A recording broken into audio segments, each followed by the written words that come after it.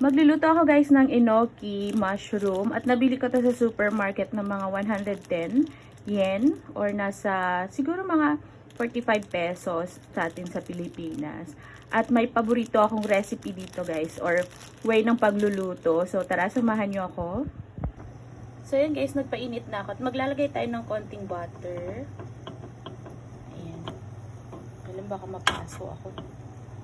Ayan, first time ko tong natikman guys nung nagluto si father-in-law. Tapos sobrang nagustuhan ko talaga kasi ang sarap-sarap talaga niya. So ayan, lagay natin. Papakita ko sa inyo. Baka magustuhan niyo rin. So ayan, at nakat ko na nga rin itong enoki guys. So ayan, lagay natin. So spread lang natin ganyan. Para dami no. Pero kasya yan guys.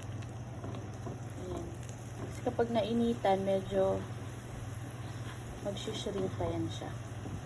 So yan guys, naglagay na rin ako ng butter dito sa taas, konti lang.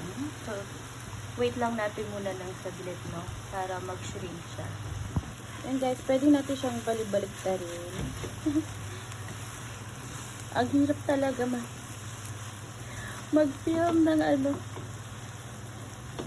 Nung wala kang ano guys, videographer. Isang kamay lang.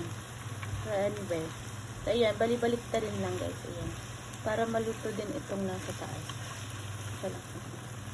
Ayan guys. Tapos, maglalagay tayo ng konting soy sauce. Ayan.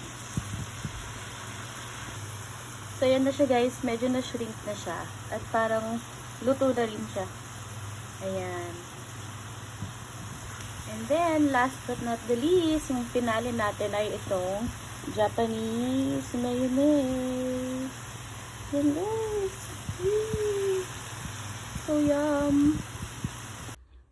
There you go guys. Iti-taste test na natin. Yan. Kita ba? Tada. Sarap. Tsaka yung texture ng enoki talaga. Gustong gusto ko. Yan guys. Parang spaghetti. Carbonara. Itadakimasu.